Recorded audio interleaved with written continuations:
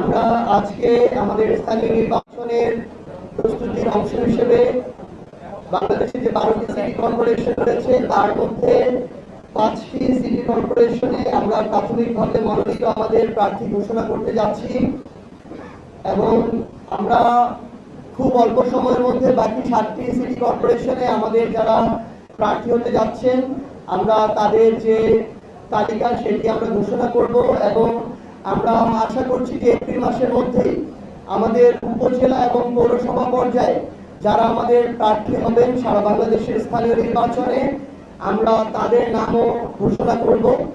আমরা স্পষ্ট করে কয়েকটি বিষয় জানাতে চাই। আমরা দেখছি যে বর্তমানে বিএনপি সরকার তাদের জায়গা থেকে সিটি কর্পোরেশনে এবং জেলা পরিষদে প্রশাসন নিয়োগ দিয়েছেন।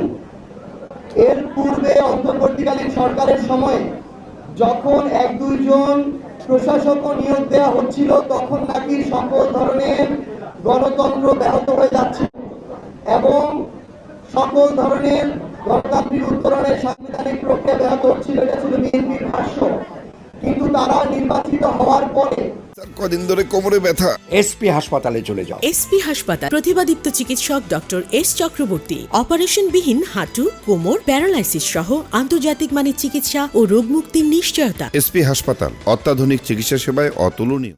সেই গণতান্ত্রিক উত্তরণের নির্বাচনের প্রক্রিয়ায় না গিয়ে প্রশাসন নিয়োগের মাধ্যমে ক্ষমতা কুক্ষিগত করার যে প্রচেষ্টা দেখাচ্ছে এটা হচ্ছে স্বৈরাচারের পথে হাঁটার একটা নীল নকশা, ক্ষমতাকে কুক্ষিগত করার একটা নীল নকশা এবং নিজের পছন্দের মানুষদেরকে পরবর্তীতে নির্বাচিত করার একটা ষড়যন্ত্র।